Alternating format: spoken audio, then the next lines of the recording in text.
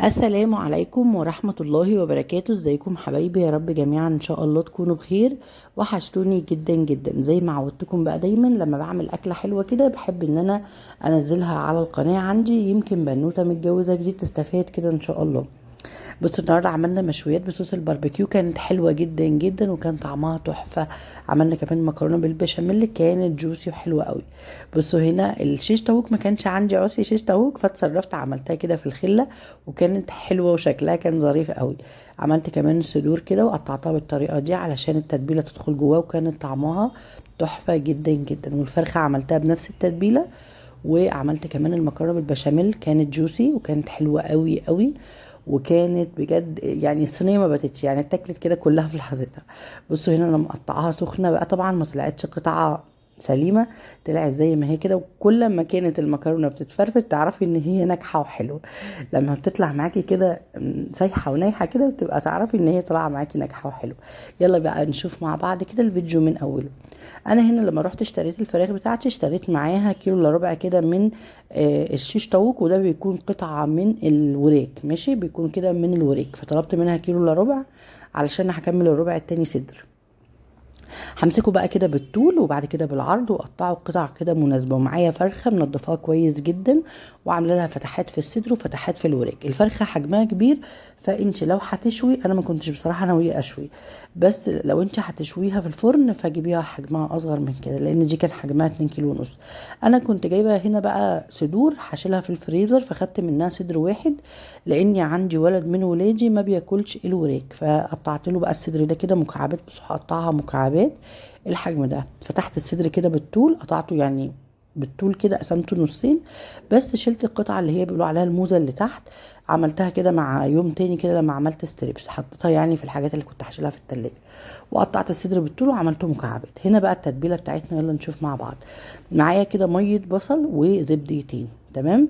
معايا كيس الشيش طاووق، خلطة الشيش طاووق من كنور، دي مقاطعة يا جماعة، بس انا كان عندي التتبيلات دي في البيت فطبعا مش هرميها يعني، فبس مش هنشتريها تاني.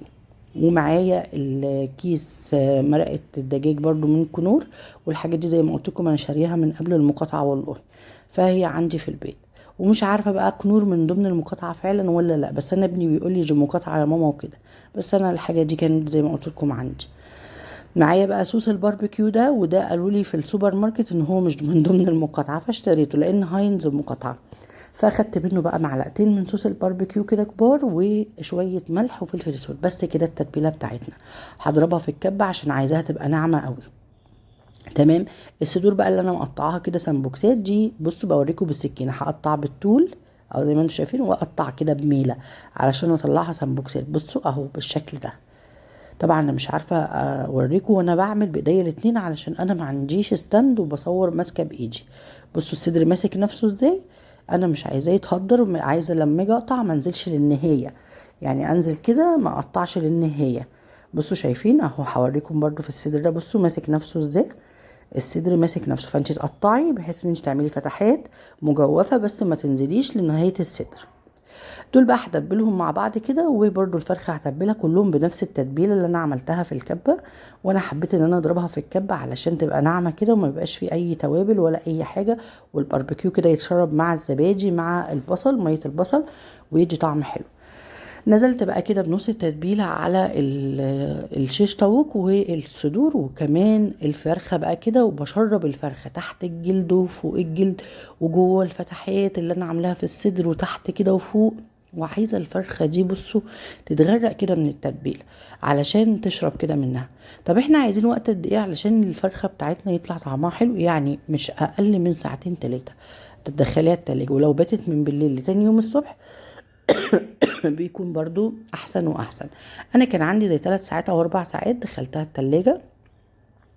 ومعايا بقى فلفل الوان احمر، طلعتها بقى من التلاجة، معايا فلفل الوان احمر واصفر واخضر، قطعته كده مكعبات. وطبعا زي ما قلت لكم ما لقيتش عصي شيش طاووق، جبت الخله كده حطيتها في ميه، ده كده محطوطه في الطبق الاخضر ده او اللبني ده فيه ميه، تمام، علشان ما تتحرقش معانا على الجريل او في الفرن.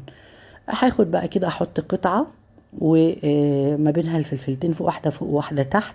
ودلعي بقى الكلام. طبعا انا حبيت ان انا البسهم كده في الشيش طاووق، يعني ادخلهم كده جوه عصي الشيش طاووق واحضرهم علشان ياكلوا من الفلفل، ياكل من طعم التتبيله. يعني هسيبهم برضو كده شويه كده الفلفل مع قطع الفراخ مع التتبيله كده. فركبتهم كده كلهم في العصي، وبدات ان انا او في الخله كده بدات ان انا احطهم تاني على التتبيله كده يتشربوا. حطيت الصدرين كده على الوش. التقطيعه دي بقى للصدور حلوه قوي، خلت اللحم من جوه متشرب، وكانت تحفه يا جماعه، كانت هايله بجد، كانت حلوه قوي قوي. والتتبيله كانت شاربه من كل الصدر. معروف ان الصدر بيبقى لحمته ناشفه شويه عن لحمه الورك، بس ده كان طري وكان حلو قوي قوي. كان السوائل بتاعته هو احتفظ بيها، لان انا الخطوه الصدمه دي بتبقى حلوه. ان انت بقى تجيبي الجريل كده تسخنيه كويس جدا، تحطي عليه مسحه زيت، وتقومي جايه واخده بقى ايه، حطهم كده على الجريل ياخدوا كده تشميعة. وهنا بقى حطيتهم علشان ايه، ياخدوا التشميعة ديت علشان خاطر، او الصدمة دي علشان يتقفل المسام بتاعتهم وما ينزلوش السوائل اللي فيهم. هو يا دوبك نزل شوية السوائل دي، وانا كمان هحط التتبيلة بتاعتي اللي فاضلة في البولة عليهم علشان ايه، يطعموا كده كلهم ويبقى شربوا من التتبيلة بتاعتهم. بعد ما الشيش طاووق بتاعي كده خد له صدمه، حطيته بقى في صينيه. وبرده كده الوراك خدت بقى شويه من التتبيله حطيتهم عليها كده علشان يبقى، قصدي الصدور، علشان يبقوا متطعمين كده وطعمهم حلو، يبقى التتبيله متشربه جواهم. حطيت شويه كده من تتبيله التتبيله اللي انا كنت حطاها في البوله كده، نزلت بيها وبدات ان انا ايه اخليهم يعني ياخدوا صدمه كده كويسه على الوش وعلى الظهر. وبعد كده هحطهم معاهم من غير ولا نقطه ميه ولا حبه ادام ولا اي حاجه، وهدخلهم الفرن. بصوا انا ما حطيتش ميه خالص. هنا برضو الفرخه حطيتها بنفس التتبيله بتاعتها اللي انا كنت حطاها في البوله، ونزلت بيها كده. وباخد بقى من التتبيله دي اشرب الوراك واشرب الصدور. اديتها برضو صدمه كده، وبرضو حطاها في الصينيه بتتبيلتها وادخلها الفرن من غير اي حاجه خالص، وهي بتتبيلتها كده. هنا معايا بقى لحمه مفرومه. انا بقطع اللحمه، يعني قصدي لما بشتري لحمه مفرومه برصها اربع في الكيس. فانا طلعت كده كيسين، الكيسين دول نص كيلو، علشان نعمل صينيه مكرونه كده حلوه زي ما انتوا شفتوا. نزلت بقى بقطعه من السمنه او الزبده او المتاح عندك، وحطيت بقى عليها اللحمه المفرومه لغايه ما فكت كده معايا وخدت اللون ده. وبعد كده نزلت عليها ببصلايه كبيره، ولو حابه تزودي البصل زودي، حابه تحطي فلفل الوان حطي اللي انت بتحبيه في العصاج. حطيت بقى ملح وفلفل اسود ومكعب مرق. وهنعمل العصاج. العصاج طبعا ما فيهوش اي افتكاسات يا جماعه، بس اللي انت بتحبي تضيفيه للعصاج بتاعك ضيفيه. في ناس بتحب الفلفل الالوان والجزر والحاجات دي كلها اللي انت بتحبيه، بس انا عن نفسي مكرونه بالبشاميل بحب العصاج يكون كده. ممكن ابشر له طماطمايه او احط له شويه عصير طماطم، ما فيش مانع. حطيت بقى شويه ميه علشان البصله بتاعتي تستوي، وعايزه البصله كده تستوي. بس لما اجي اشيل العصاج اشيله فيه شويه جوسي كده، ما خلوش اللي هو ينشف خالص على النار، لا عايزه شويه كده جوسي. تمام. فلما استوى بقى حطيت مكانه بقى كده الوok، وحطيت فيه 4 معالق من الزبده عليهم 4 معالق من الدقيق. تمام. ظبطت بقى كده الكاميرا بتاعتي علشان مش عارفه بتلعب معايا كده الدنيئه، لان انا ان شاء الله هجيب ستاند علشان كل ما انزل افتكر ان انا اجيب الستاند وبنسى. ان شاء الله اجيب الستاند عشان يريحني من مسكه التليفون. بس كده بحمر بقى الدقيق مع الزبده كده، بس حسيت ان هو ناقصه يعني ناقصه زبده، فاخدت كده معلقه كمان حطيتها. تمام. لان انا ما كنتش حاطه 4 معالق قصادهم 4 معالق، انا كنت حاطه 3 معالق سمنه و4 معالق دقيق، فاحتاجنا معلقه كمان. دايما اوزني الموضوع، 4 معالق سمنه قصادهم 4 معالق دقيق، 3 معالق سمنه قصادهم 3 معالق دقيق. تمام كده. لما يبقى معانا القوام بتاعه كده ويبقى سايح ونايح كده يبقى حلو. تمام. اما يدخل بقى في التحميره وتشمي ريحته حلوه كده ويبقى لونه ذهبي، تنزلي باللبن. نزلت بكيلو ونص من اللبن، هقلب بسرعه بسرعه جدا علشان ما يتكتلش ان شاء الله معايا. تمام كده. اللبن على فكره انا غاليه وكنت حاطاه في التلاجة، يعني مش سخن اللبن ولا حاجه. ونزلت عليه كده بمج من الشوربه، كان عندي شوربه فراخ، فخدت كده مج من الشوربه.